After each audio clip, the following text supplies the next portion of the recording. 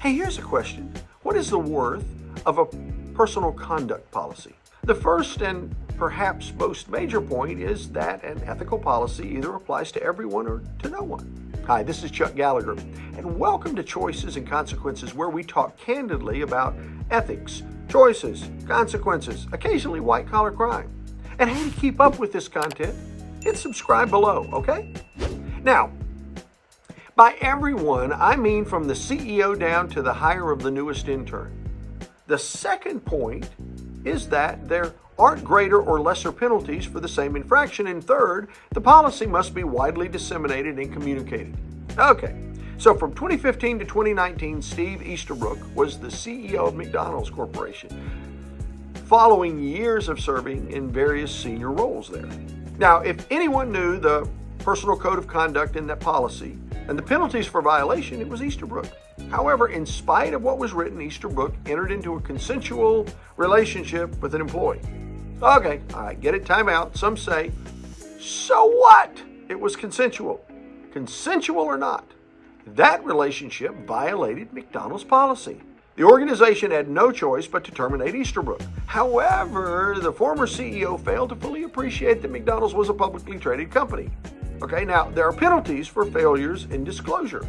Again, if anyone in the company knew the penalties for violating the SEC rules on reporting, it was Easterbrook.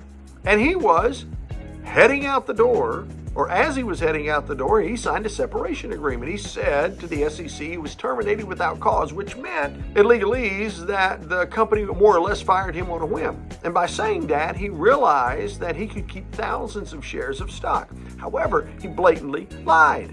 He was terminated because he violated the company's strict policies on sexual harassment. The consequences? Well, the SEC investigated his termination agreement, and realizing his lies, he has had to pay a $400,000 penalty, and he's now banned for 5 years from serving as an officer of a publicly traded company. It has also come out that Easterbrook did not violate the sexual harassment policy with just one consensual subordinate, but with more. Okay, lying to the SEC, especially on the part of the CEO, is a serious matter and often affects the stock price. So, why are we talking about this now? Well, on Monday, January 9, 2023, McDonald's issued an apology stating the SEC's order to pay penalties reinforces what we have previously said. McDonald's held Steve Easterbrook accountable for his misconduct. We fired him and then sued him upon learning that he lied about his behavior.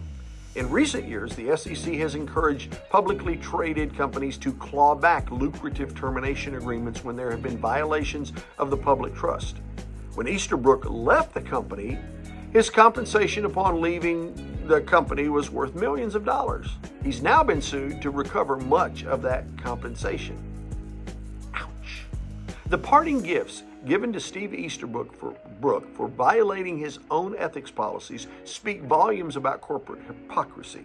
He felt himself to be above everyone else, and perhaps for that reason alone, he fell the farthest. Whether Easterbrook will regain his status, it's unknown at this time. However, his gift to himself, courtesy of the SEC, is that he will always be known as a serial sexual abuser who intentionally disregarded everyone in his organization. The cloak of deceit is a hard costume to wear in any boardroom. Hey, this is Chuck Gallagher with Choices and Consequences, and remember, every choice has a consequence.